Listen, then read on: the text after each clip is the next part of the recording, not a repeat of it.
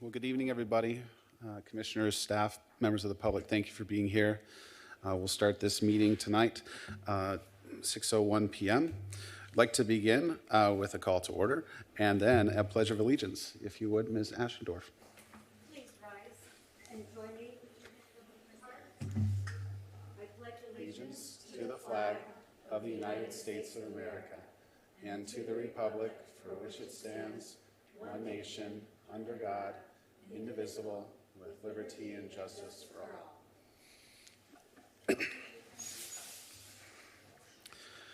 Thank you, Commissioner Ashendorf. We'll now proceed with roll call. Commissioner Ashendorf, Present. Commissioner Rutherford, Present. Commissioner DeSico, Present. Chair Erickson, Present. Vice Chair McNabb, Present. Commissioner Fay, Present. Commissioner Frager. Present. The record will reflect that all members of the commission are present. Item number 4, approval of the minutes of the October 24th, 2019 meeting of the PAX Commission. I'll move to approve the minutes as they are written. I'll second. Okay. Any discussion? At this time, let's call for the question.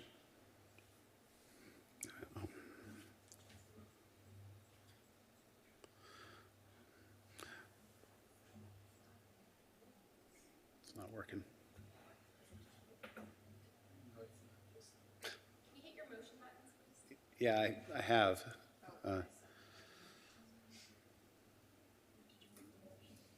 Yeah, the make motion button doesn't want to work. Who made the motion? I did. Commissioner or Vice Chair McNabb, second. Yeah. Oh, there we go. All right. Maybe we're there. Now let's vote. There you go. The motion carries 7-0. Okay. Thank you. Thank you. Item number 5, public comments. To ensure fair and equal treatment of all those appear before the Parks, Arts, and Community Services Commission and to expedite city business, speakers will be limited to 3 minutes during public comment. The 3-minute per speaker time limit may be extended for good cause by the chairperson or by majority of the commission. Please fill out a blue speaker card and hand it to the commission secretary. Please state your name and the city in which you reside for the record. And with that, I'll open public comments.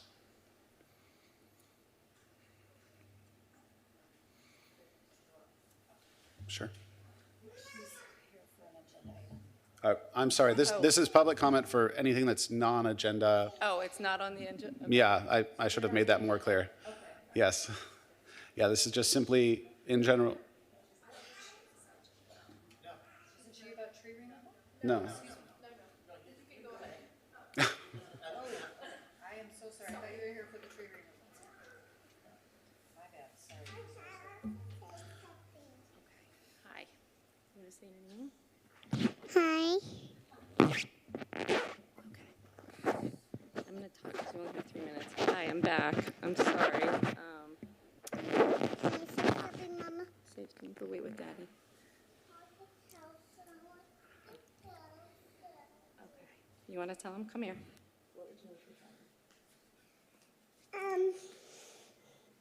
We need some swings. Okay, thank you.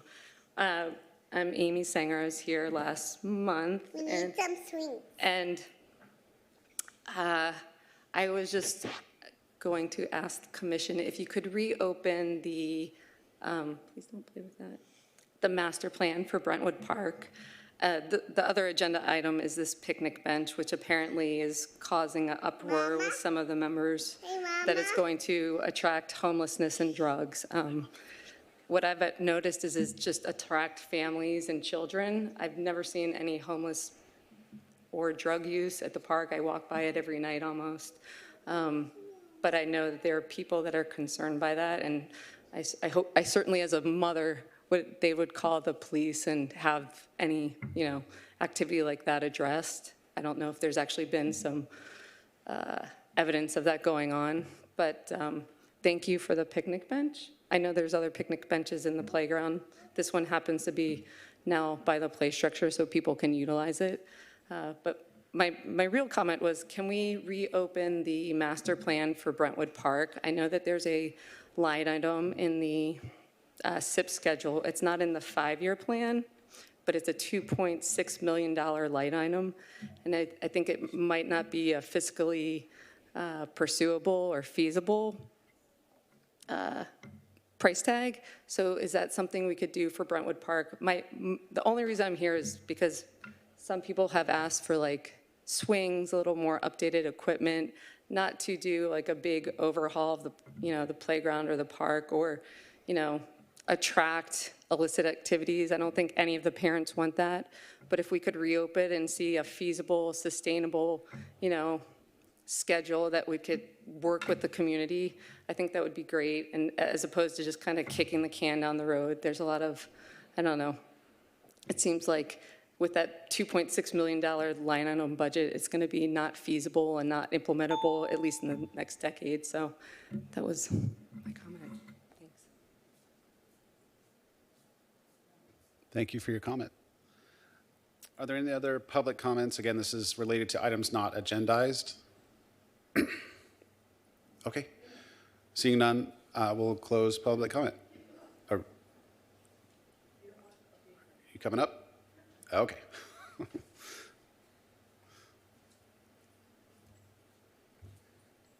Hi, I am Rebecca Soleil. This is Mia. We have lived in this area of Brentwood Park, neighbors of Amy, for about 4.5 years. We would like it to be opened up also. I've been taking her since she was brand new, and there's no place for me to sit. I had an emergency C-section, so I had to recover for a couple of months, and I could not, there was nowhere for me to sit, so I had to sit on the ground. And so it's nice to see the park bench. It would be nice, or the table, picnic table. It would be nice to see some other things. And just like Amy said, nothing that is a complete overhaul. But to see some of that money allocated to that area would really do a wonder for those of us that have lived there for quite some time now and trying to take our children to enjoy the outdoors. Thank you. Thank you for being here. Appreciate your comment.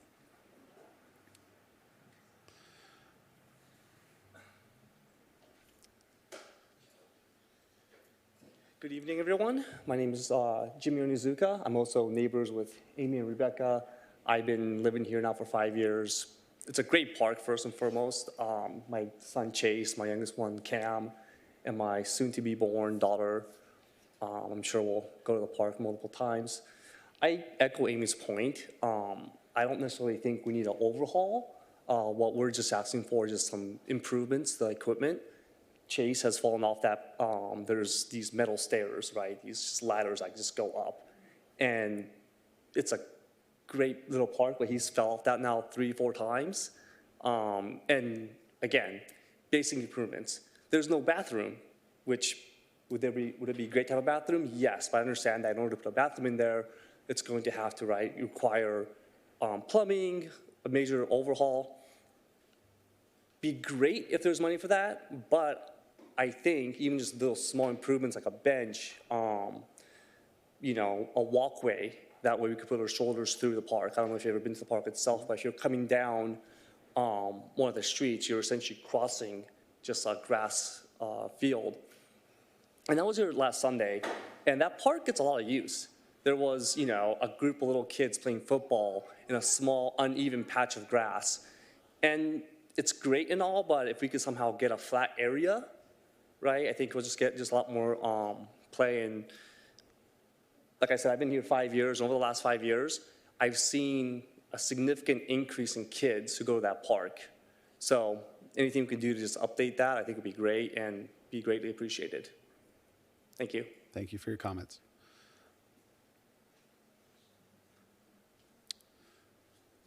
Okay. Seeing no one up at the mic, I'm going to be closing public comments now. So we'll move on to item number 6 on the agenda, which is commissioner comments. I'll begin to the far left of myself with Commissioner Frager.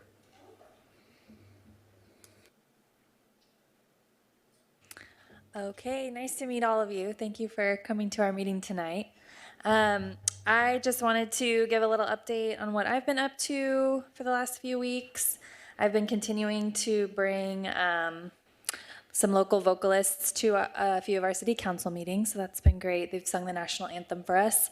So I love getting to highlight Costa Mesa talent. We've got some great vocalists out in the community, and it's fun to just get to have some one-on-one conversations with them before they get up here and get to showcase them to our city council and to our community. I also went to, we've got a great new coffee shop, Moon Goat Coffee, down in the west side, and I went to Ubuntu Travel had a speaker series night there where this amazing bicyclist who has biked himself around the world, literally, was there, and he gave an amazing talk just on unexpected kindness and how there's just amazing people all over the world, and we're all human underneath it all. And so that was just a really inspiring evening, and I wanted to thank Moon Goat Coffee for opening their doors up, and they had free treats for everybody. So just thank you to them, and I encourage you all to go out there and support that wonderful new local business. And I wanted to bring up a couple of dates coming up. We have Pacific Corral. They have an education program called Pacific Corral Academy, and it's for elementary school students, and they're in partnership with Killybrook Elementary. And they've got a concert coming up at Killybrook on December 10th at 6 p.m. And they will also be featured at Costa Mesa High School's Winter Wonderland on December 5th, and then at Snoopy House on December 16th. So I would just encourage you all to attend one or all of those. They're really adorable children, and they're starting their singing careers early, and it's just really awesome to get together to support those kids and those families who have little artists in the making. So thank you so much. Thank you. Commissioner Fay. Hi, everybody. Thank you for coming out, Brentwood community. I think it's so important that we get out and voice our concerns and the opportunities in our community. And with Brentwood Park being one of the parks in my little purview, I really appreciate the communication and you all coming tonight. I think it makes a big difference to hear what matters to our community. So I encourage you to keep doing that. Also keep abreast of the budget planning process. I know it's really hard to get out with kids at night and keep abreast of what's happening at City Hall, but the budget planning process is under the responsibility of the City Council, and they're the ones who are going to make the decisions about allocations on the 5-year plan. So you can definitely get in touch with our city staff here that can talk to you about the timelines when those things come out, so your voices can be heard at City Council as well, which will be important. Also, just as we approach the holidays, Thanksgiving, and the winter season, I'm just so grateful for living in Costa Mesa. I think we have such a blessed community that continues to thrive and grow and change, and I know there's huge opportunities for us to improve it, but we also have a lot to be grateful. So thank you to the city staff, thank you to our community for coming and being heard around that. Just one thing I wanted to highlight is if you're looking for some way to give back around this holiday season, I know a lot of us are, and our Costa Mesa Bridge Shelter is still doing our regular orientations around coming to volunteer at the Bridge Shelter. So the next one that's coming up on that is Saturday the 14th of December, 12 and 1 p.m. It's at the Crossing Church and the Costa Mesa Senior Center. They're the second Saturdays, but if you'd like to get involved in our local solutions around the Bridge Shelter for homelessness, we would love to have you. And thank you. Thank you. Commissioner McNabb. Hello and good evening. Thank you all for being here. It has been a really busy month, as always, in Costa Mesa. Got to attend the art show at the Women's Club 2 weeks ago, and it was really special, such a good turnout, and we had so many local artists getting the opportunity to display their work, and one of our artists did win first grand prize, so that was wonderful. Also, just in reflection of what an amazing year we had and how grateful I am for so many things in my life, but certainly I'm grateful for the hard work of city staff that creates the environment where families feel so welcome. One of the big highlights of the year for me was the opening of the library and the event lawn. And I know how hard that staff has worked on the programming on the event lawn, and there just have been really a tremendous number of activities for every member of the community to participate and find something that they enjoy. So thank you so much, staff, for all of that hard work. I know it takes so much dedication to coordinate those efforts. And I would like to just wish everyone a very happy Thanksgiving. And was there one other thing? I think that'll be good enough for the year. Thank you, Chair. Fair enough. All right, Commissioner DeSico.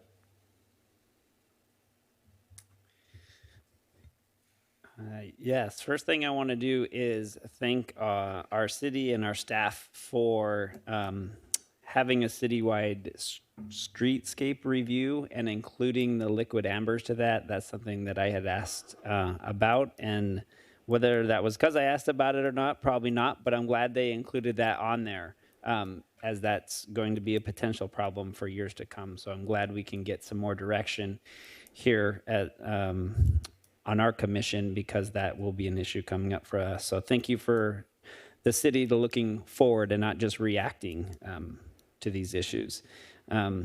Also, based on the concerns that I'm hearing about Brentwood Park, there's some people that like the seating, other people that are saying this is causing a problem. If city staff could get a report from our police department or wherever you can get that report, maybe statistics on what's occurring on their patrols there, and if there's an increase in that, or if it's been the same as it has been for, let's say, 2 or 3 months before those benches were installed, before we start considering installing more benches, maybe see the effect that those had, and statistics on littering, drug use, after hours loitering, and smoking. If it's found that installing that picnic area and bench did increase those activities and citations for those, then we have to be a little reserved about adding more seating. However, if it did not, then I think it would be safe to continue adding more seating, as we're hearing is needed in that park. And then to their effect, it's probably a city council type thing, but I don't know how we would get quotes on how much is to install more seating, and if we even need to do that. Or if that's something that can just be done without the city council necessarily having to agendize that. And then versus adding swings versus, like they said, a $2.6 million overhaul, maybe there could be a more cost-effective way of spending far less than that and maybe getting it done quicker. That's it. Thank you. Thank you, Commissioner. Commissioner Rutherford. Thank you, Chair and commissioners, staff. I just wanted to build on what Commissioner Fay was saying about the bridge shelter for Costa Mesa. I want to give staff, council, and the mayor a shout out for the award the city won last night at the Orange County Business Council. You beat out a few other government agencies that are bigger, so I think it's really reflective of the strides that Costa Mesa is making. Also on that note, I've been really fortunate over the past few months to work with EQ Office and their Canvas project, which is at 3090 Bristol Street. I will disclose that they are a client of the company that I work for, but that being said, they've really taken a visionary approach to the 5-building campus on that site and brought in 16 different artists to do 19 different artist installations, including a 50-foot mural that will be on Bristol Street and very visible. So really contributing to the activation of the Sebeka district and that area. So I definitely think it's something that we want to encourage other businesses to do, other property owners to do, to embrace that kind of partnership with artists in the community. And if you want to learn more about that, you can check out the Orange County Business Journal article. I think there's definitely a need, as the residents brought up, for the city to look at activating the spaces at Brentwood Park. Residents have complained numerous times about Wilson Park, and something that all of us should do is push back on people that say otherwise, because there's really a well-documented body of research suggesting that when you activate public spaces, it improves public safety, it reduces incidents of risk, and it just makes the community better off overall. So I think that's something that we could all talk about. And then I want to close by thanking Assemblywoman Cotty Petrie-Norris for delivering that $1 million check the other night. I think that's something we're all very excited about for Lions Park, so thank you. Thank you, Commissioner. Commissioner Ashendorf. Thank you, Chair. A couple of items, what's going on and what has occurred most recently at the Senior Center. I attended the annual trick or treat. There were more than 55 in attendance, and once again, they brought over, the city brought over the LEAPS program, so there were 4 and 5-year-olds knocking on all the doors at the Senior Center facility, receiving treats. Also, I attended the Monster Mash. More than 90 people were in attendance, and we were served food by our folks, fine folks in uniform. Also excited to share that through a partnership with the Arts and Learning Conservancy, we brought their students for the first time ever to the Senior Center at lunchtime, and they performed songs from Mary Poppins. And it was really a delight for all who were there. On Monday, the 25th, this coming Monday at the Senior Center, we will host a reception for artist Kevin Moran from 12 to 1:30. Also, I'm really excited to announce, in an effort to integrate cultural celebrations at the Senior Center, on December 23rd, the Ashendorf family will be leading a festivities on Hanukkah. And so it's the first ever. We're going to have food, menorah, latkes, dreidels, and explain the tradition of Hanukkah. And we hope that in the coming year, we'll bring other cultural activities to the Senior Center. And finally, on Monday this past week, we hosted the artist reception here at City Hall for Sonora Elementary, as well as the artist Norberto Sandoval, and we had more than 24 in attendance, music provided by Vanguard University. And so it was a wonderful event and so much good things going on in our city. Thank you. Thank you, Commissioner. And for my comments, I'll be brief as possible. I just wanted to firstly mention something I read in the newspaper. I still get the newspaper. It showed up on my driveway this morning, and the Newport Beach City Council yields to complaints from neighbors who say that off-leash canines would drag down their property values and quality of life. And as such, the Newport Beach City Council denied a potential dog park in their city.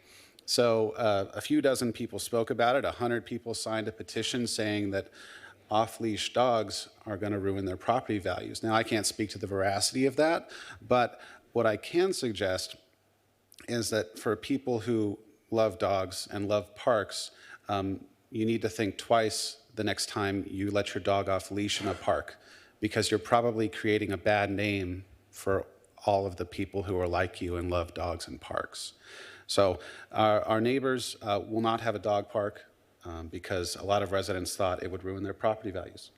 The only thing I can really take away from that is if you're using our parks and your dog is supposed to be on a leash, just keep it that way so that you don't create a perception that is negative. So put that out there. This Sunday, I want to thank the city staff and so on for being willing to take on something somewhat new, somewhat creative, somewhat different that, as it happens, has worked here in this city before, and that is a bicycle race. There will be a bicycle race at a park this Sunday in Costa Mesa. It'll be at Balearic. It'll be all day long. It's very, very low-key in nature. It's fun, and I'd encourage everyone, even if you don't like riding a bicycle, to come check it out, because you're going to see a lot of happy people, all ages and persuasions, having fun in one of our parks on bicycles. So it's at Balearic. It's all day long this Sunday, and that's all I have to say. With that, we move to item number 7 on the consent calendar. There is nothing on the consent calendar, so we'll move forward from that. And item number 8 is a presentation, Summer at a Glance. Thank you, Chair Erickson and members of the Commission. This evening, we have Assistant Recreation Supervisor Mariana Pena and Recreation Coordinator Kevin Stoddard to provide an overview and highlights from the 2019 summer programming for the Parks and Community Services Department. And with that, I'd like to turn it over to Mr. Stoddard. Good evening, Commissioners. I'm Recreation Coordinator Kevin Stoddard, and I'm here tonight with Assistant Recreation Supervisor Mariana Pena, and we're pleased to provide you a glimpse into the Parks and Community Service Department's programming during the 2019 summer season. The Parks and Community Service Department is proud of the youth programs that were offered over the summer. These programs include Camp Mini Explorers, Summer Rocks program, which stands for Recreation on Campus for Kids, Summer Camp Costa Mesa, Happy Feet Running Club, Summer Ranch program, Mobile Recreation, and Smart Camp. The Camp Mini Explorer program is a fee-based early childhood camp for children 3 to 5 years old. An average of 80 participants partook in activities that included cooking, science experiments, music, guest speakers, and crafts. The Summer Rocks program is free for Costa Mesa residents and fee-based for non-residents. It's located at the Blair Community Center, the Downtown Recreation Center, and Sonora Elementary School. Summer Rocks meets for 10 weeks, June through August, and is available to children 1st through 6th grade. More than 700 participants participated in group games, arts and crafts, theme days, and sports. The fee-based Summer Camp Costa Mesa met for 9 weeks, June through August, and it was available also to children in 1st through 6th grade. It's located in Estancia Park. It filled to capacity with 90 campers, which participated in group games, sports, arts, and crafts, and they went on excursions, which included Knott's Berry Farm, Wave Water Park, the OC Fair, and many others. Happy Feet Running Club practices were held for an hour and a half, 2 days a week. The season ran June 12th through August 4th, and there were 46 runners that participated. The runners participated in the OC Kids Run 5K on August 4th. Summer Ranch Camp is a unique program that allows children to learn about caring for livestock and basic gardening techniques. This is a fee-based program that meets for 2 weeks in August, and it's located at the OC Fair and Event Center at the Centennial Farm. The program reached a maximum capacity of 30 participants. Back for its 3rd year, the Mobile Recreation Program brought free, fun activities to local neighborhoods and communities that lack convenient access to park space. Mobile Rec served more than 750 children throughout the city and provided activities such as homework assistance, sports, arts and crafts, and the mobile library. It runs Monday through Saturday and visits 5 locations weekly for 3 hours each day. And locations change on a monthly basis. Locations visited during the summer included Shalimar Way, Wilson Park, Pamela Lane, Lions Park, Fillmore Way, and Lindbergh Park. The mobile recreation truck is also a familiar sight at community events, which includes Concert in the Parks, Movies in the Park, Relay for Life, the Summer Lions Park Kickoff, and the Independence Day Celebration event. Smart Camp is a free 4-week summer camp that's run jointly between the Newport Mesa Unified School District and the City of Costa Mesa. Smart Camp is offered to incoming 4th through 8th graders and is intended to offer free introductory and intermediate level instruction in sports, music, and art to encourage children to engage in and explore new hobbies and activities. Camp ran from July 8th through August 1st at Costa Mesa High School and Ray Elementary. A total of 487 participants were enrolled in Smart Camp, with 266 enrolled in sports, 127 in arts, and 94 in music. Furthermore, the Helen Putnam Award was presented to the City of Costa Mesa and Newport Mesa Unified School District for the Smart Camp program this year. The Downtown Recreation Center operates for about 15 hours a day on weekdays during the summer for youth, teen, and adult programming. The facility features a gymnasium, a gymnastics room, a multi-purpose room, a classroom, a pool, and houses several of the Parks and Community Service Department's programs during the summer. The adult sports program operates out of the Downtown Recreation Center and the T. Winkle Sports Athletic Complex. Youth and adult drop-in sports consist of basketball, futsal, and pickleball, and youth drop-in sports consist of basketball 5 days a week. These programs had a combined attendance of nearly 1,400 participants during the summer. The city also provides an adult basketball league on the DRC at Monday nights, and it contracts with Major League Softball to provide softball leagues at T. Winkle Athletic Complex. The adult basketball league reached a maximum capacity of 8 teams and 92 participants, and the adult softball league had 95 teams this summer season. The Downtown Aquatic Center offers adult lap swim, family open swim, youth and adult swim lessons, and aqua aerobics classes during the summer. Adult lap swim provides 4 lanes 6 days a week for adults to swim at their leisure. Swimmers are provided kickboards, fins, and pool buoys to enhance their lap swim experience, and summer attendance saw more than 1,000 adult lap swimmers.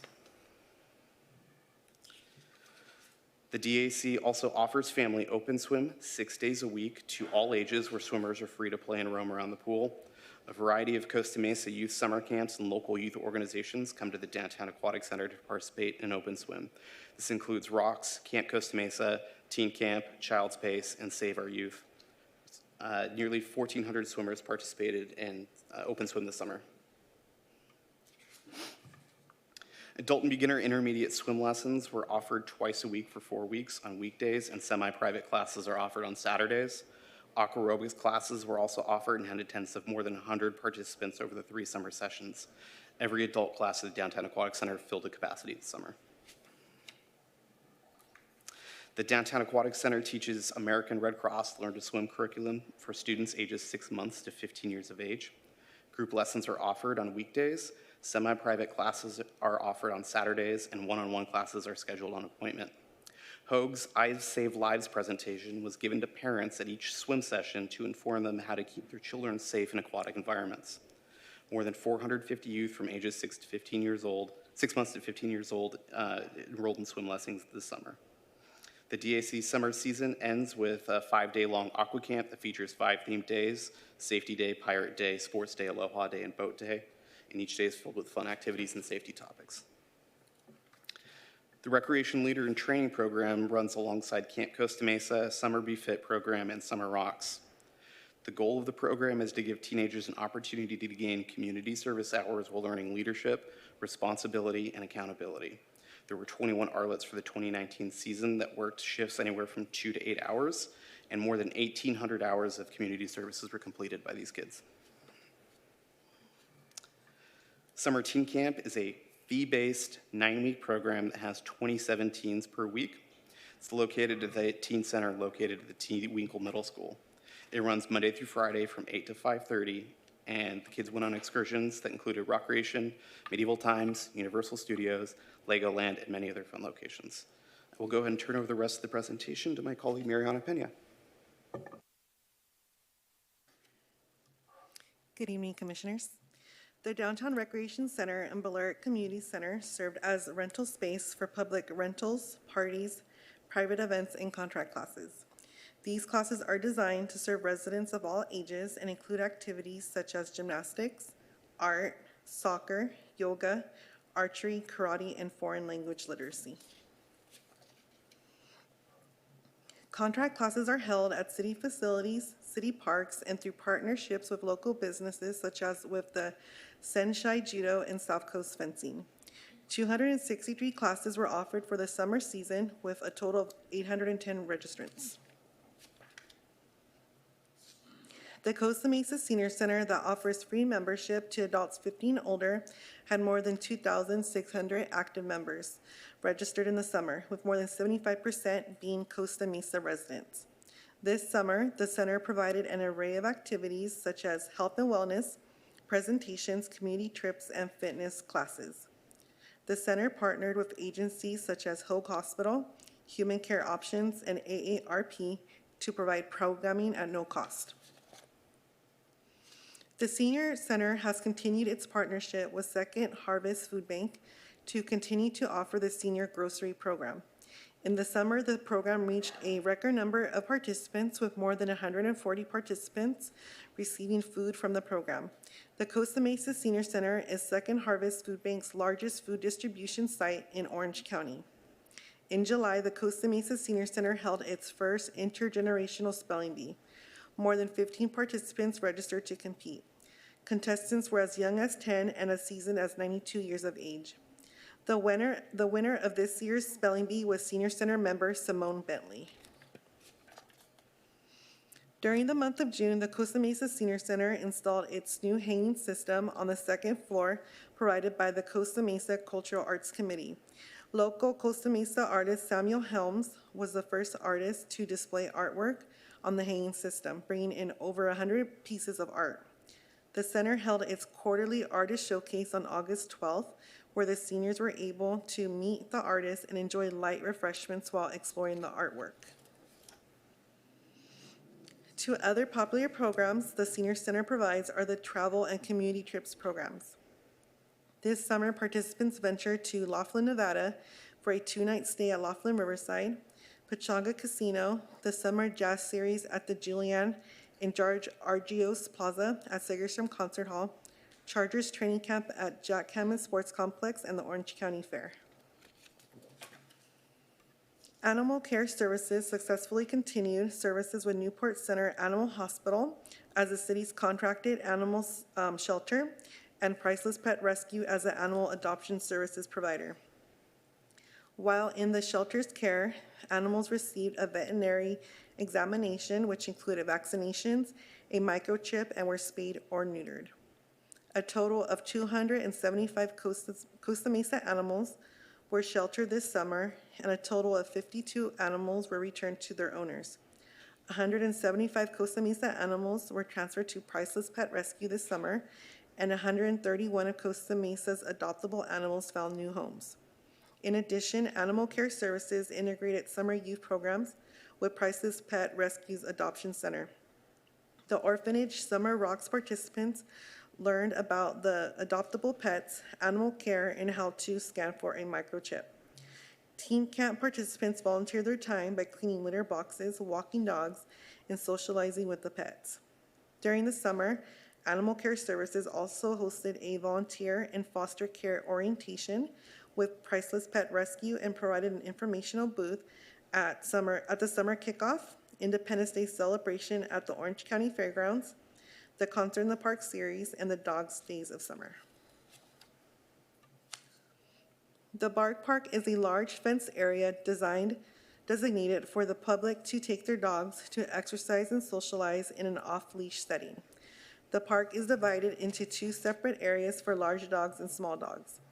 The park is very popular amongst Costa Mesa residents and visitors from neighboring cities, with popular meeting times occurring in evenings and weekends. The Bark Park has also undergone recent renovations. In July, a new message board kiosk was installed that will be maintained and updated by staff, as well as 3 new trees were planted in the small dog area.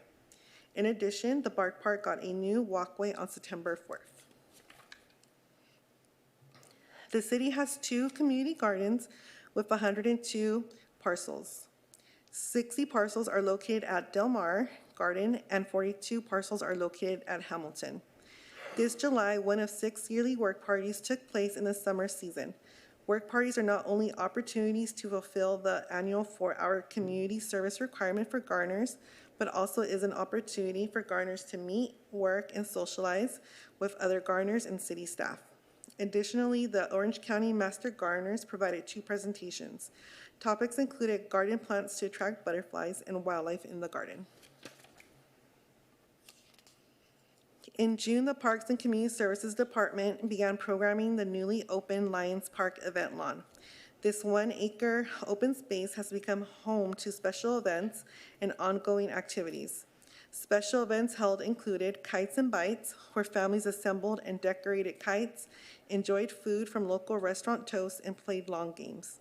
Dr. Seuss Reading Club, which was led by the Orange County Public Library and the South Coast Alumni Club Pi Beta Phi. And finally, the first ever Parks and Community Services Department Summer Kickoff. This event featured games, recreational activities, class demonstrations, and local community vendors. Ongoing activities at the event include mobile recreation, disc golf, interactive theater, lawn games, and the Craft in the Park programs. Free classes are offered to the public weekly by contract class instructors. The Craft in the Park program is held on Thursdays and offers a new craft each week, often themed for popular holidays such as Father's Day and Independence Day. Activities and events can be found on the Lions Park event lawn calendar on the city website. The annual concerts in the park, located at Fairview Park, featured 4 bands with more than 2,000 members of the public in attendance each night. The event included vendor booths, mobile recreation, and food trucks. In addition to concerts, movies in the park were offered at Lions Park and T. Winkle Park. More than 300 members of the public attended movies in the park and enjoyed dinner from local food trucks and a guest appearance by Mary Poppins during the showing of Mary Poppins Returns. While the west side of Fairview Park hosted concerts in the park, the east side of the park was spruced up. The driveway to Goat Hill Junction received a new street sign, and cadets from Sunburst Academy donated their time to clean the area near the train station.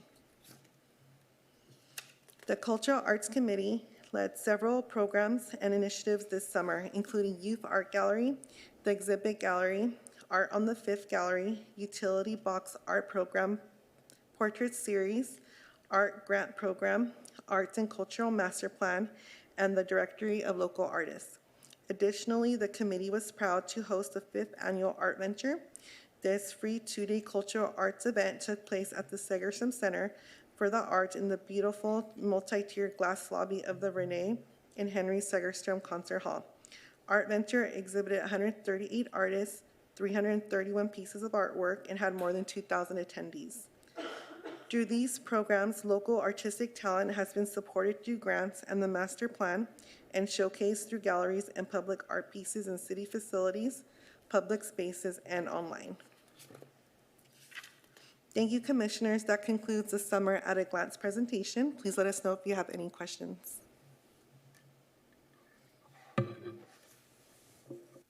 Thank you so much, City staff. That was awesome. Any questions from the Commission? Okay.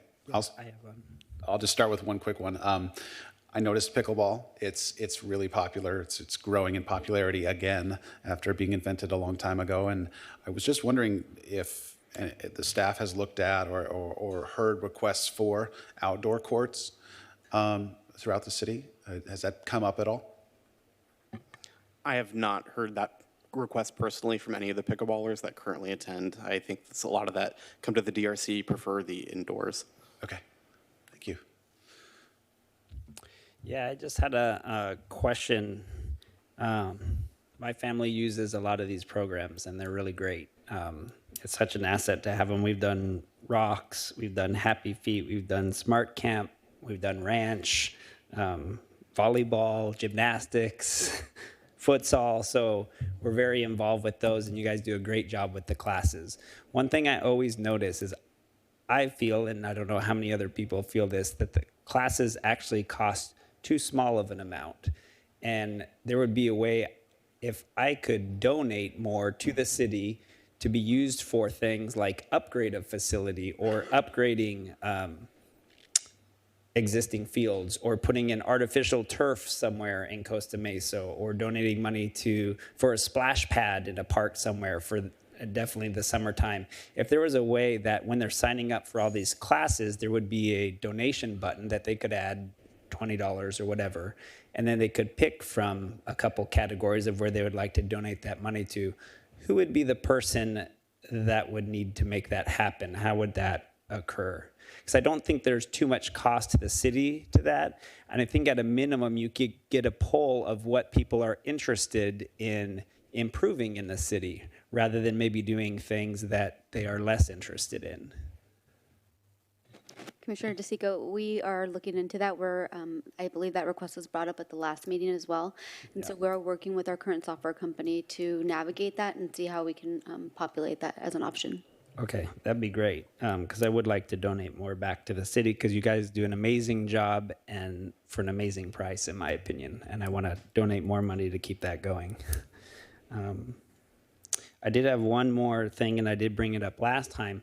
For our classes, if there could be a standard policy, especially the ones that are put on by city staff for warm-ups, that there be no static stretching in warm-ups. Again, we're teaching the new generation how to prepare for activity, and it's been very well documented that static stretching is not the way to do it to warm up for an activity, but I'm still seeing that being implemented in the classes. So it would be great if we could come up with a policy, not only for those put on by city staff, but also if we're using contracted classes where it's a third party that they agree to certain standards of a warm up. That's how I warmed up when I was a kid. That's what I was taught. right? So then you go as a coach, and what are you going to do as a coach? You're going to do what you learned. So it would be good if we could kind of progress the way these kids are warming up. That'd be great if we could come up with a policy. Who's in charge of that, or how does that get done? So contract classes are unique in that they have their own private instructors, but we did take your comment into consideration the last time, and we have shared that with some of the contractors as well. It's up to them to implement them, and it's up to the students to bring it up to each individual instructor if they want anything in the class changed, but we did communicate that request with our instructors. Do we have like a standard policy written for the classes that are put on by the city? Do we have that or not? We do not, it's not a policy, but yeah, we don't. Okay. How would one be written that this is the standard that we want for teaching kids? Because most classes, they do some sort of warm up. For or contract classes, are you talking about specifically? No, or ones just put in on by general? the staff. So like the volleyball season, let's say. Sure. We can work with you on that if that's something that you'd like to provide feedback on so that we Sure. can pass along to our staff. Great, thank you. You're You guys do a great job with an amazing amount and variety, and I love the art incorporation in it too. So thank you. Thank you, Commissioner. Anything else from the dais? All right.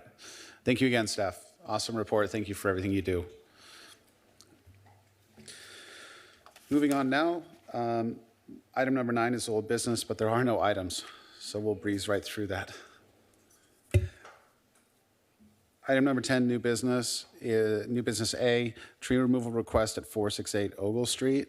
I'll let staff lead off. Good evening, Chairman Erickson and Commissioners. Thank you for participating this evening. Tonight we have one tree removal request at 468 Ogle Street. And the tree, well, this is a removal request. The tree is a liquid amber, or also known as American sweet gum. It's approximately 30 feet tall. It's a 10-foot easement, city easement, and it was last maintained in June of 2018.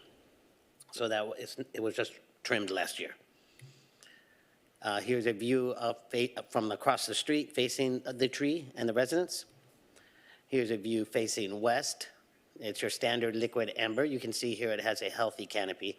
It's very green in this photo. This is a view of the street facing east, and you can see the number of liquid ambers and other trees along the north side of the street. You see the base of the tree. You can see the humping in the sidewalk, the lifting in the sidewalk right there. There was no elevated actual offset between the two pieces of concrete that are right behind that tree. And you can see that it's kind of mounding a little bit in its root structure. But other than that, it was deemed to be a very healthy tree and in good shape.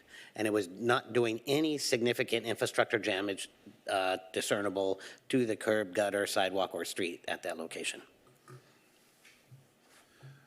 And the resident here is here tonight, and he would like to say a few words. And I would like to thank the applicant for his patience. Thank you. Please proceed. Thank you.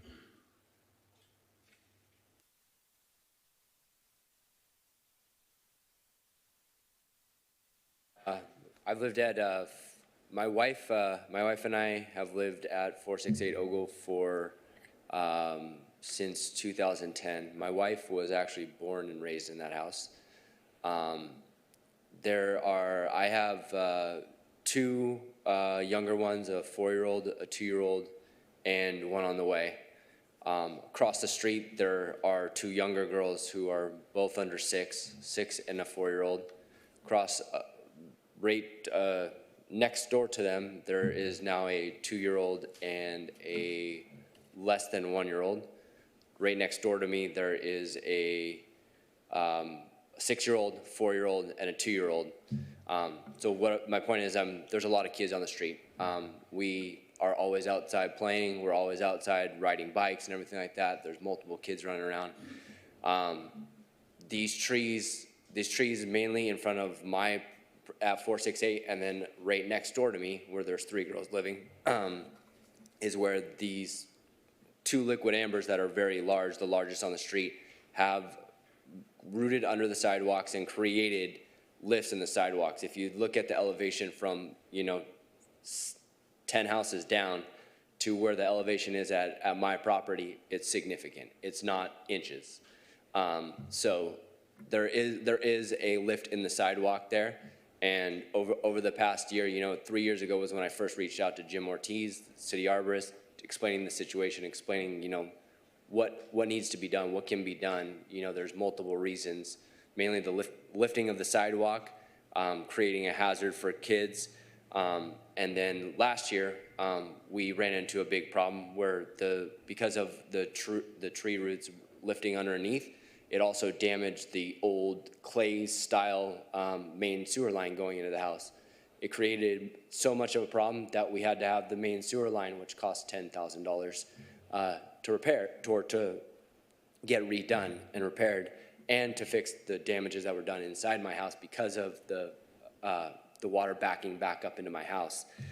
Our next door neighbor, their little girl last year, riding a bike down the sidewalk, hit in front of their house where the liquid amber is, and there's a significant divot there, hit on a bike, just riding a bicycle, went over the top of the handlebars, landed on her chin like the picture shows in the report, and got sent to the ER.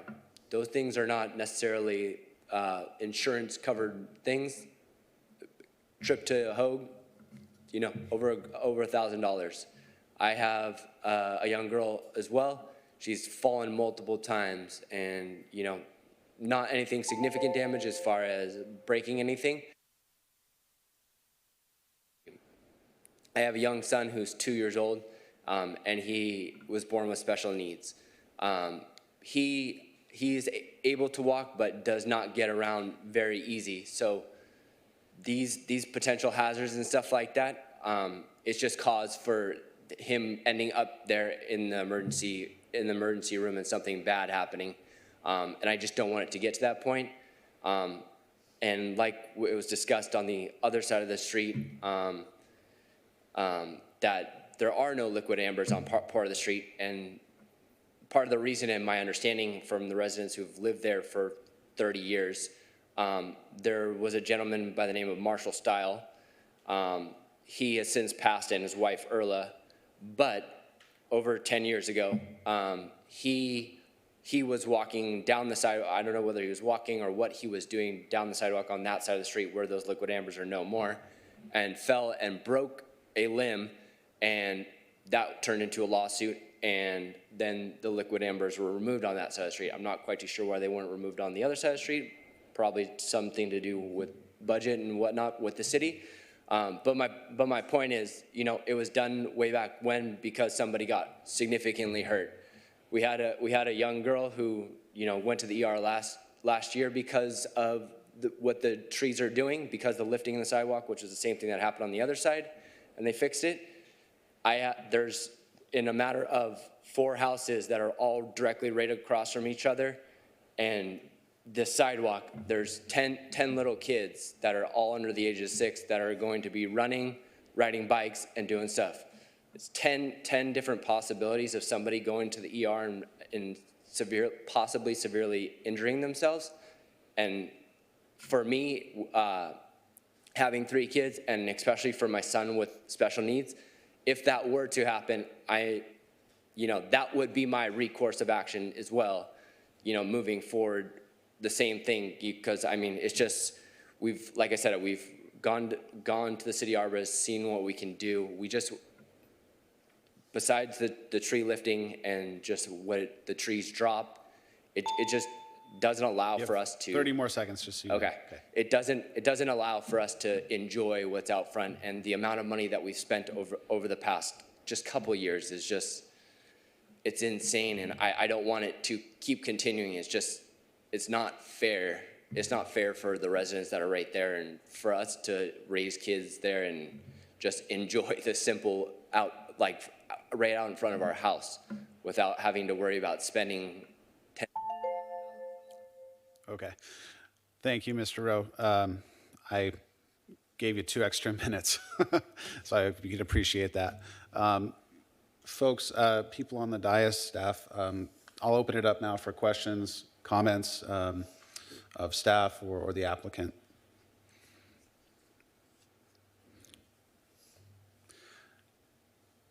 Yeah, I have a question. I know there's things the city can do, and I'll be asking them about this, but are your major concerns about obviously you have a multitude of concerns. There's the sewer line, there's the hump in the sidewalk, there's the fruit that it's dropping. Out of those concerns, are some of those greater than the other, or are they all of equal concern for you as far as safety for your children and the children around there? Well, the safety is my number one concern. Right, but out of those factors, because there's certain things we can do, like for the fruit, potentially. There's certain things we can do for the roots, potentially. There are some interventions that can be done with those things. So I'm wondering, what do you think contributing to the lack of safety out of those variables the most? So in talking to Jim Ortiz, there has been some investigation done on his side as far as things that could be done to like eliminate the or the root intrusion. Correct. As far as I forget what the term was, but undercutting the root so it can't grow any farther. But he determined that wasn't a viable thing to be able to do with that tree. Gotcha. And then as far as with the actual sidewalks where they're lifting and stuff like that and shaving them down, it's not providing that. Now it's to a point now in 2 locations right in front of me where it's not working. It's not doing the trick. And for a typical kid, it's you just running across, and like, it was mentioned before about, like for adults, like running down the sidewalk, they're everywhere around the city. I understand that. But there's 10 little kids under 6 years old, so it's going to be going on for a lot longer. And so it's just not, if we leave the tree there, it's just going to continue to keep getting worse. It's just going to continue to happen. It's going to keep raising. There's nothing to stop that, and that's what Jim's point was, that there was nothing that he said he could do to implement to stop what's happening. The only thing that can be done is for somebody to come out and shave the sidewalks. But I don't want it to get to the point where it's too late and something bad happens and it didn't get done. Commissioner Rutherford. Thank you, Chair Erickson. Thank you, Ryan, for coming tonight. I just wanted to add on to what was being said already. I'm not trying to delegitimize the concerns. I think the safety of kids in the city is a very serious concern. But I have to make a personal anecdote that this street is far nicer. This sidewalk is far nicer than the street that I grew up on. Far, far nicer. So I think, there is a certain point in our community where we have, these healthy trees, and there has to be a balance of concerns. And even in one of the photos that's provided in the packet, looking down the street, you look down the street and you see the sidewalk humped in front of another house at the end of the block as well. And I think it's a question of balancing the, concerns of having a really important healthy tree. And I think that's a really important consideration. So I just wanted to add that. So to your point, I'm not quite sure what end of the street you're talking about, but if it's closer towards the cul-de-sac and not towards Irvine, those people probably that won't say anything because they don't have little kids, and I'm not quite sure if you have younger kids or not, but safety is a big factor of letting our kids be able to run around and play. So I understand that there needs to be trees, but it definitely wasn't the right tree to be planting around the city, and that was just something that wasn't realized back then. It was going to cause concerns. On the last agenda, there was 3 other people raising the same concern about them lifting sidewalks and stuff like that. I understand, and it seems like there's going to be some action moving forward about whether to even include these trees. So it's ultimately the tree is a problem. It seems like that. It's creating more, people coming up to having to raise issues about this. But, as far as this tree and in front of my house, it's a big concern for me. And when if it doesn't get addressed and something bad does happen, it's going to be unfortunate. I just would rather it not to get there, especially like after I've like I said, spent $10,000 to replace a main sewer line, hospital bills, and when the cost of the tree and removing the tree seems pretty not even close to that, and not to mention whatever it would be for, as far as like on a legal side, it seems like a somewhat relatively easier fix going that route, because there's multiple people that have had problems with sewer lines due to these trees. All right, thank you. I'd like to move now to, we have two in queue to speak. Commissioner DeSico. Yeah, I'd like to ask staff at this time about some of those other possibilities besides tree removal first. I'd like to start with those questions first, just to know if there are other options other than removal. So my first question is, have the roots been trimmed on this tree, and is that a possibility to trim the roots? I would have to confirm that if there was any work ever done at that location, and it did not appear in our records. And I also would like to confirm with the city's arborist his recommendation or his reason on why it is not a viable option for the root barrier. It could be related to destabilizing the tree. But if there was no root barriers installed within like the last 5 years, it still could possibly be an option, as well as the removal of the sidewalk, replacing it looks like 2 panels, but it really would require the replacement of 4 panels to get a nice level surface there, and that would just be the digging down of the surface roots and not a true root barrier, but we would go down probably 6 inches on that and replace the concrete panels in that location. Okay. So, so you're unsure if the roots have been trimmed, and we're unsure if that's potential intervention we could do for this location, is what you're saying? Yes, as the applicant stated, Mr. Ortiz evaluated the tree, and it was not in the report, but apparently he had discerned, and not to my knowledge, that it was not a viable option for root barriers. I will discuss that with him and actually go out to the location with him and go over the alternatives that we could do to stop further root intrusion. And it was requested of the applicant that he produce some of the plumbing records and the possibility of, usually it's a video, we get a video of the camera of the root intrusion. That also helps us really make that decision as to when we are going to move forward, or what we're going to move forward with as far as a tree removal in that situation. Did they provide any of that, like the video? I do have a CCTV of when the plumbing company came out initially to when they initially were digging everything up to start the process. So I do have a CCTV. Would you be able to provide that to the city? Perfect. No, I can do that. Okay. So, I mean, at this point, it's hard to say then. Let's say a root trimming could be done. Let's say a root barrier could be installed. And let's say removing the 4 concrete panels and replacing them with level concrete panels would be completed all at cost to the city. Would that prevent future, some of these future issues that he's incurred, such as sewer lines, such as the sidewalk buckling, and for what time period would you expect those to prevent from coming back? Well, once again, we're talking about a living entity, and the growth rates are going to vary over time. You got 5 years, 10 years. Some trees grow quite a bit more, but all those they're options. They give us some longevity. I cannot say with any certainty that it stops anything from happening, because like we said, it's a growing living tree. You've got 5 to 10 years. And as we have discussed many times with the liquid ambers, with large trees of any type, put in a 4-foot parkway between curb, gutter, sidewalk, and the distance between the applicant's main line and the tree is 7 to 10 feet, which is usually a very safe distance. It's much more discerning, or much more of a concern when we're within the 5-foot range, the 3-foot range.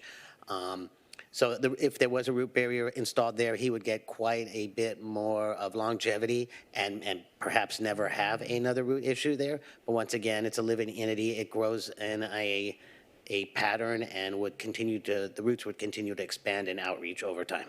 Okay, so let's say the roots were trimmed, the barrier was installed, the cement panels were replaced, and 5 years from now, he's coming back and saying, hey, the sidewalk's lifting again. Would that be appropriate for the city to take those same actions again 5 years later? That is a determination made by the commission. The preservation of trees is for utmost importance for the urban forestry. Also, the safety of the residents is one of the highest priorities that any employee or any person in a city has. So it's a determination, as stated before, the urban forest, the longevity, the health of the trees, and then at this time, that is a healthy tree. There is not a significant amount of damage to city's infrastructure, and just so the applicant knows, all his pictures were provided to all the commissioners, so all his documents have been provided. And you have seen the incidents he has, and also are all now familiar with the seed pods and the fruit suppression options that we have, which are an option for this tree, but there is no guarantee it will eliminate the seed pods. Okay, yeah, and that was my last question about the fruit suppression. Is this tree viable for that? So thank you. That's all my questions right now, but I'm sure I'll have more comments later. Okay, thank you. Quick question for the applicant. It's in the fiscal review that the total cost for removal and replacement trees would be $624.05. You're aware of that? Okay, and that's something you would be comfortable assuming if that's the direction the commission took? If that's the final say, yeah. I mean, like I said, my concern, and like you were saying, like, you know, that your two factors are, you know, the health of the tree and then safety of the applicant. I mean, I've expressed that concern multiple times already about the safety portion. But yeah, ultimately, I want my kids to be able to run outside. I want my young one that does have special needs to be able to run down get down the sidewalk and enjoy stuff with everybody else. So yeah, I mean, it's a no-brainer for me if I have to. But I just, like I said, I've incurred so many costs over such a short period of time that doesn't allow my family to be able to just kind of enjoy it. Like, $10,000 is not small chunk just for that for me to be able to live comfortably and just be able to not have to worry about and save up for stuff like that. Shouldn't, you know, for the cost of living, for that type of stuff. Fair enough. I have two more requests in queue. Commissioner Ashendorf? Yes, thank you. Point of clarification, either from Mr. Rowe or from you, Mr. Lindeman. If you're on Ogle and you're facing your home, the home to your immediate left has another liquid amber on it. Correct. All right, and that one, if I recall from a visit, that's a younger, it's not as mature as the one on your property. Slightly shorter, correct. Correct, okay. And on that same property, if you're looking at the home, there's a large concrete wall in their property, and there is a very large tree on their property, and I can't recall if that's a liquid amber or the owner put another tree, but that was a substantially mature tree, if I'm not correct. I'm not, as far as whether it's a mature tree or not, I'm not 100% positive, but it's not a liquid amber. Right, okay. So if you, Mr. Lindeman, if you were going to go out and visit the premises, I'd like you to take a look at that, because I have some concerns about the size and the maturity of that tree and the liquid amber that's on their property and how that affects the entire neighborhood. Thank you. We would definitely look at I do believe that the tree you are referring to is on private property, and I think I remember it being a magnolia. I'm not 100% sure, but I think it might have been. Commissioner Rutherford? Yeah, thank you. I just wanted to add to my comments because I think Commissioner DeSico had some thoughtful remarks, and that there could certainly be a good compromise to do some preventative measures that the maintenance director has recommended and preserve the tree, because it's really important to preserve healthy trees in the city. So that being said, I think there seems to be a good compromise that other commissioners could get behind. But I also want to say a friendly word to you, Mr. Rowe. I think kids got to be safe. I think there's, we may never, it's going to be an expensive utopia to live in a utopia where every sidewalk is perfectly flat, down to the millimeter. That will be an expensive utopia to create. So I think it's always important for kids to be safe when they're playing out there. Thanks.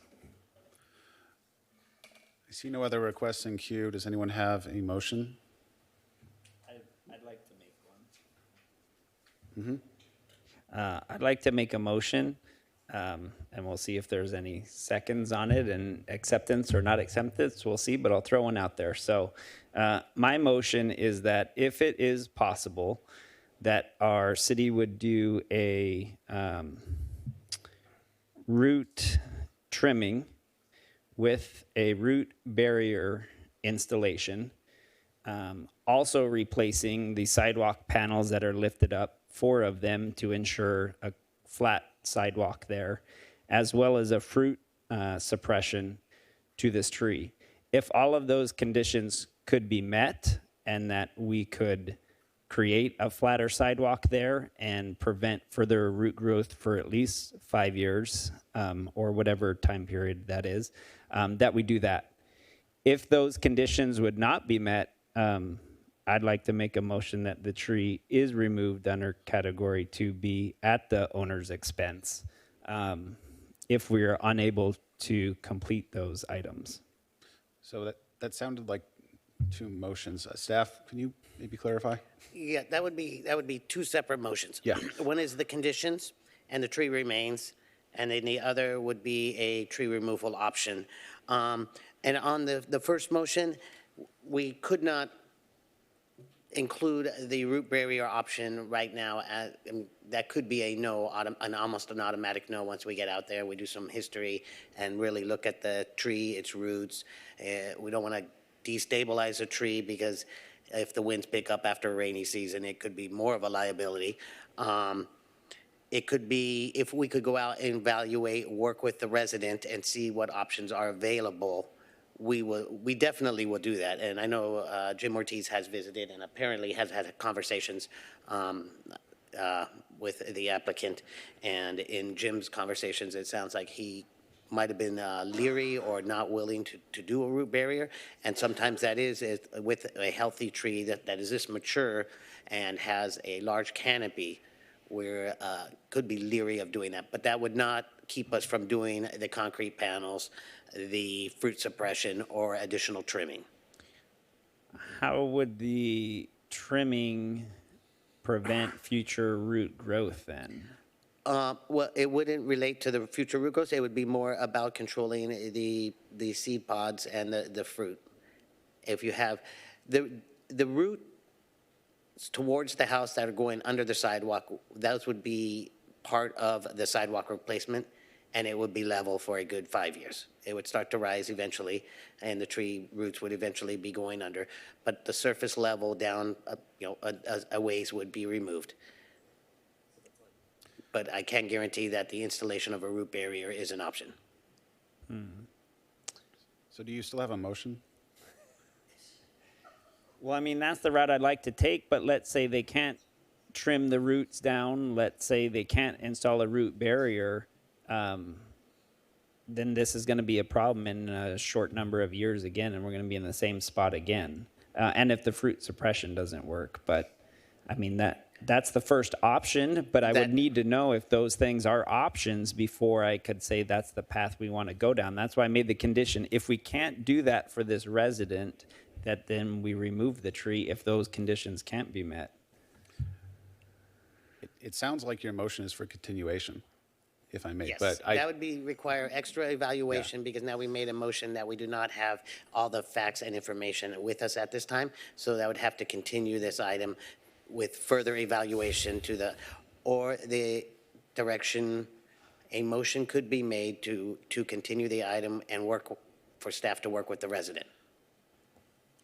I'm going to, Yeah, I would agree with that then. If we could pursue those avenues with the resident, and if it is found that those are not viable options and the resident is not fully satisfied, that then we revisit this at our next meeting in January.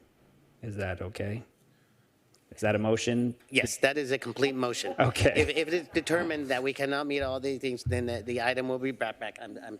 My apologies to the applicant for this process, but we do our best to try to work with the residents to safety of the community while maintaining a healthy urban forest.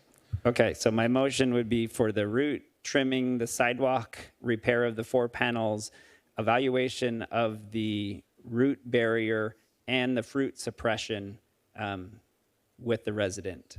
And then to determine if those are unable to be completed, that we revisit it next council meeting. Commissioner DeSico and Chair Erickson, if I may. Yeah. One of the recommendations, it sounds like, could potentially be to direct staff to work with the applicant and exhaust all viable options, monitor the tree for the next year, and then bring it back to the commission if it continues to be an issue. You mean year as in 365 days or January? A year, 365 days. If the tree removal request is denied today, the motion would be to move forward with exhausting all options, working with the applicant, and then bringing it back before the commission. Okay. So, yeah, I'd like to make that motion then to work with the applicant on all the aforementioned interventions. is there a second? Can I ask a question? Okay, let's, if I put your request in. Huh, it's not working? Okay, I see Mr. Rutherford is up. Just ask a clarifying question. So Commissioner DeSico's motion matches your recommendation, Director Aguilar. It does. It just wouldn't bring back the request before the commission before that 1 year. Because essentially the motion would be to deny the tree request, but direct staff to work with the applicant for viable options for maintenance, essentially. Gotcha. Would the maker of the motion be willing to amend your motion to match the recommendation of Director Aguilar, our resident expert? Yes, I'll match that motion. Okay, do we have a second for that motion? I'll second. And, okay, I'm sorry, this doesn't seem to work, so, Sorry, just another point of clarification. yeah, go ahead. It won't let me. Yeah. If the applicant would like to bring it back before that 1 year time, is there any recourse for that if we make this motion? No. Okay, so we have a motion on the floor. Yes, Mr. Lindeman. Just for clarification and just so it is on the record, tree removals once denied are not allowed to come back or they will not be back for 1 year. Okay, so essentially, the motion is a continuation. What we're going to continue, it's a denial. Yeah, and it's a denial, and we're going to go the course that we usually do, which was working very closely with residents for the next 365 days, as we have for the past number of years to this point. So it's essentially a denial. Okay. The panels will be replaced. We don't even know if they exist. Yes, there is a hump. It's not a Oh, the concrete elevated panels. lift Okay. as deemed a trip hazard, but it could still be part of this motion because I would like to see that happen. Yeah, that was in the motion.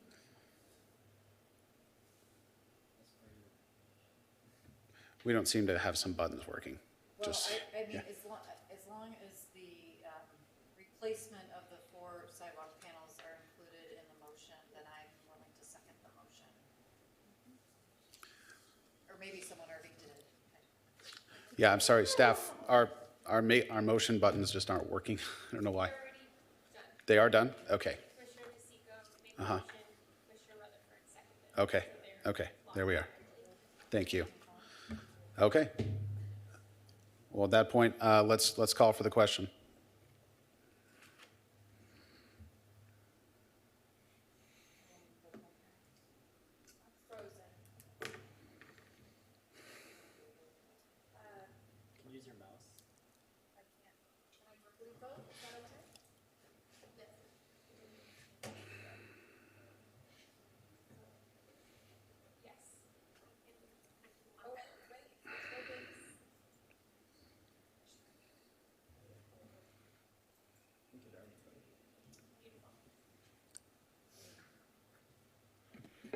The motion carries 5-2 with Chair Erickson and Commissioner Fay voting no.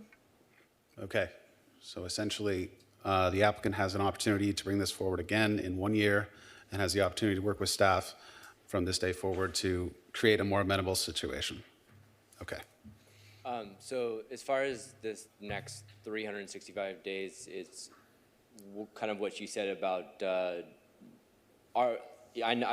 investigation portion, but actually performing the work of doing the root barrier and stuff like that, if that's a viable option, right? Or is that not happening until? If it's proven viable, it'll happen. And so I understand this kind of thing that, you know, you need more information, and now we have to wait another year. So again, like I was talking about before, you know, I had reached out to Mr. Ortiz more than 2 years ago regarding this issue, and we had discussed this multiple times, and that investigation portion of finding the root barrier and investigating that portion that conversation had already happened. And I don't understand why it necessarily didn't make it into this report, but it had been done before, and so that not being brought in now is kind of causing a further delay. And so now it's allowing, and I appreciate this other, you know, all this other stuff working with me to fix some of these other issues. I'm just hoping that it's in a timely manner. That way, over this next year, if nothing does happen and some problem does happen, it'll be unfortunate and frustrating to me as living there, especially with my kids. Yeah, it would be frustrating to me too. Any other questions, comments? Okay. Well, that's all we have on the item, and I'd invite you to work with Mr. Lindeman and Mr. Ortiz moving forward. Perfect. Okay. Thank you. Thank you. 2-minute intermission? Okay.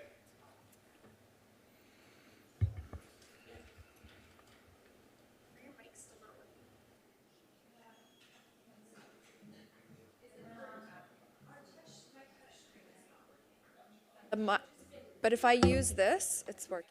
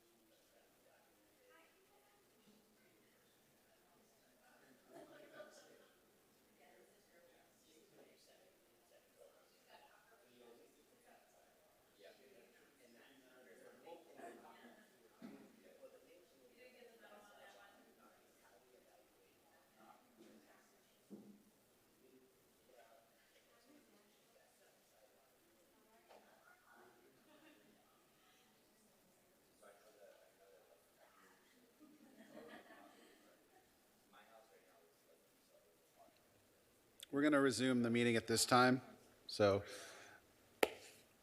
we're going to keep on trucking.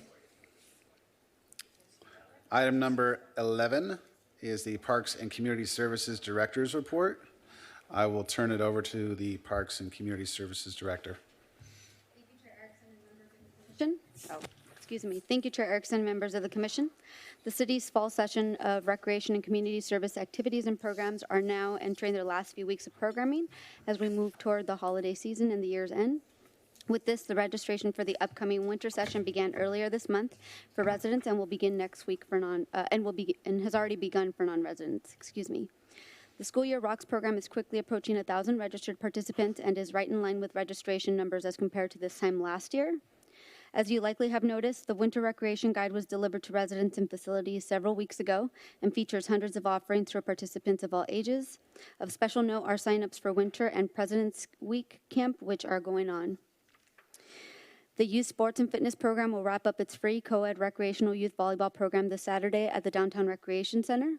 This fall session was a second for the program and proved to be successful based upon participant feedback and registration numbers, which was at capacity for the season with 80 participants.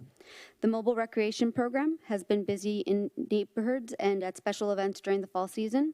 Recent locations have included Shalimar Drive, Jordan Park Neighborhood, Fillmore Way Neighborhood, Lions Park Event Lawn, and Wacom Park. More than 300 children enjoyed this traveling recreational vehicle. With the cooler temperatures of the season, we offer slightly less programming at the Aquatic Center.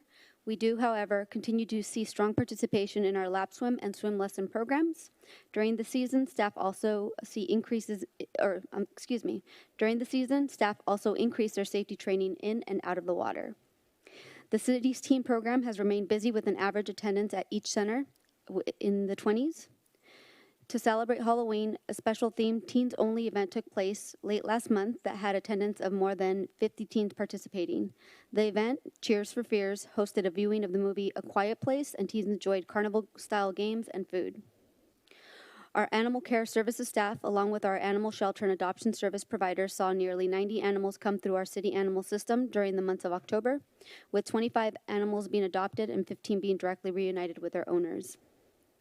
One additional item to mention related to animals is that the Animal Care Services team is currently working with an Eagle Scout to fundraise for some minor improvements at the Bark Park. The fall season of youth and adult sports is wrapping up, and most fields will go on rest in the upcoming weeks. Our annual field allocation meeting for the spring season is scheduled to take place in the coming weeks as well. The Senior Center kept busy, as mentioned earlier, heading into the holiday season, hosting a special Monster Mash celebration where nearly 100 seniors enjoyed music and festivities. Additionally, the annual LEAP Trick-or-Treat event tradition, which hosts the young children from the city's LEAP program, had the opportunity to trick-or-treat at the Senior Center and enjoy a Pixar-themed gathering. As the Commission will not be meeting in December, I want to make sure that I mention that the annual Snoopy House event will be taking place at City Hall beginning December the 13th, and that the annual Snow Day event hosted by Torelli Realty will take place at the Bel Air Community Center on December the 14th. Department staff will be on site for both of these events, adding to the atmosphere and assisting with providing activities. As a reminder, City Hall will be closed December the 23rd through January 1st, reopening January 2020. Essential services will still be available and open, of course. And finally, hot off the press, I am happy to share that the City of Costa Mesa has a new Assistant City Manager, Susan Price. We are excited for her onboarding and look forward to the beginning of her tenure, expected to be on January 6, 2020. This concludes my report, and I'm available to answer questions. Thank you very much, Director Aguilar. Any questions from the dais? Okay. Well, seeing none, I'd like to move to adjournment. I have a special opportunity to let Commissioner Ashendorf adjourn the meeting. This one. Thank you. Okay. Thank you, Chair Erickson. I'd like to adjourn this evening's meeting in memory of a near 40-year resident of Mesa Verde, Peggy Bulkley. Peggy, before she retired, worked for Newport Mesa Unified School District. She, in her retirement, was known for an extraordinary volunteer. She served for years. She was the smiling face at the Elks Lodge, doing all kinds of work for them, and more especially at the Costa Mesa Senior Center. She loved people. She loved the children. She loved intergenerational activities, and her smile will be greatly missed. So thank you very much. Thank you, Commissioner Ashendorf. And with that, I'll adjourn the meeting. Thank you all for being here. We'll adjourn the meeting at 7:32.